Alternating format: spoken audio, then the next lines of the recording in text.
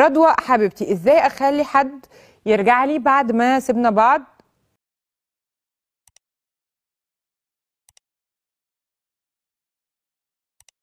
ازاي اخلي راجل يرجع لي لو انا اللي مطفشاه؟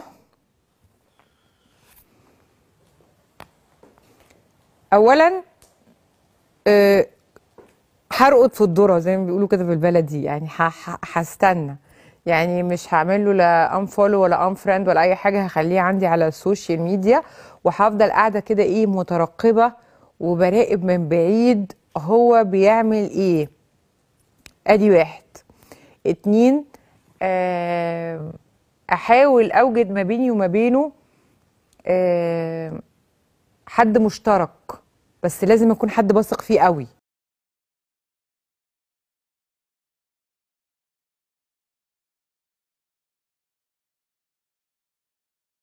يعني ما اروحوش خلي صاحبتي تكلمه وبعدين صاحبتي تروح تتجوزه. يعني يا ريت تدخلي واحده صاحبتك متجوزه ومخلفه 3، لان الاثنين هيبقى عندنا مشكله. انتوا فاهمين؟ يلا ما علينا. 3 واحده متجوزه ومخلفه خلاص. طبعا انا بهزر.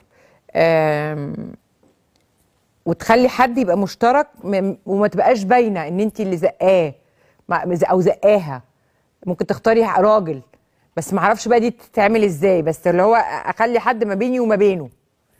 ادي 2. 3، احط صور شكلي حلو قوي على السوشيال ميديا، وصور محترمه وانا لابسه محترم بكم وطويل، ولا قط ولا هط ولا مط، ولا عامله حاجات ومش عانينه نفسي، ولا حاطه طاووس، ولا المناظر دي خالص. خلاص في ايه؟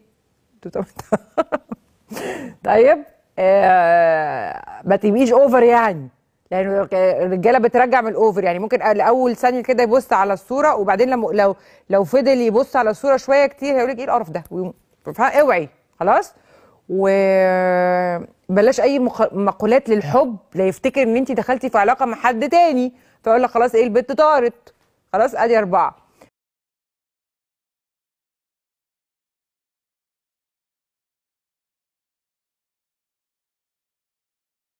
5،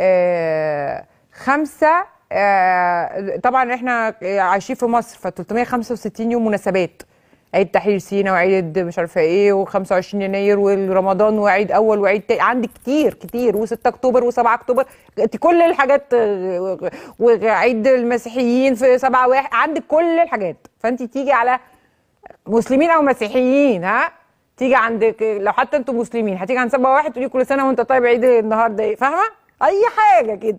انت جيت على بالي فقلت عايد عليك، طمني كل سنه وانت طيب، رمضان او رمضان داخل، ومامتك وباباك وعاملين ايه وبتاع، والله عايزه اشوفك ان شاء الله، بس ما تبقيش ايه تقله كده وترمي نفسك.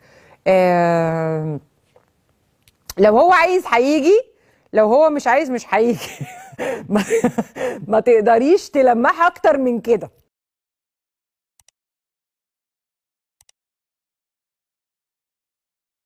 عشان الانسان عنده هنا ايه حمو وكرامه. خلاص حمو وكرامه. فانت هتقولي الكلمتين دول وعارفه اللي هو ايه بتغمزي له كده من بعيد، إيه حماتشه. خلاص جه حماتشه جه، ما جاش لا تتقدمي الى الامام. خلاص.